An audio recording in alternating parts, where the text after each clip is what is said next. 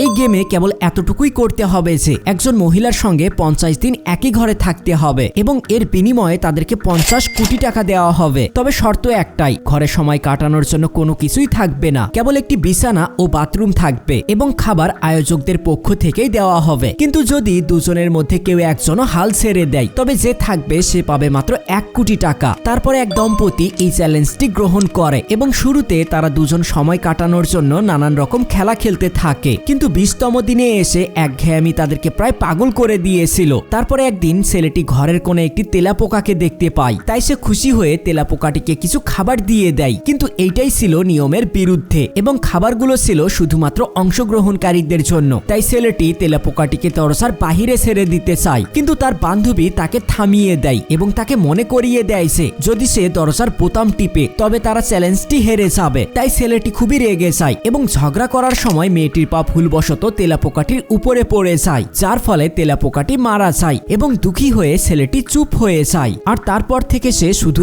এক কোণায় বসে থাকে এবং কোনো কথাই বলে না। তারপর অবশেষে কিছু করার জন্য ছেলেটি ঠিক করে যে সে তার পুরস্কারের সামান্য কিছু টাকা একটি বিশেষ অনুরোধে খরচ করবে এবং নিয়ম অনুযায়ী অংশগ্রহণকারীরা তাদের পুরস্কারের সামান্য অংশ খরচ করে একটি জিনিস আনতে পারবে এবং সে তার টাকা খরচ করে একটি পেইন্ট ব্রাশ পায়। কিন্তু অদ্ভুত ব্যাপার হলো যে এতে সে খুবই খুশি হয়, কারণ ছোটবেলায় তার স্বপ্ন ছিল শিল্পী হওয়ার এবং ব্রাশ পাওয়া মাত্রই সে দেওয়ালে ছবি আঁকতে শুরু করে। আর তাকে হাসতে দেখে মেয়েটি অবশেষে বুঝতে পারে যে টাকার চেয়ে ভালোবাসাই হলো সবচেয়ে মূল্যবান। কিন্তু কিছুক্ষণের মধ্যেই তাদের দুজনকে একটি বড় সিদ্ধান্ত নিতে হবে। বন্ধুরা, তারা কি 50 দিন পর্যন্ত এই ঘরে থেকে 50 কোটি টাকা জিততে পারবে? তা জানতে এই ভিডিওতে একটি লাইক করে চ্যানেলটি সাবস্ক্রাইব করুন।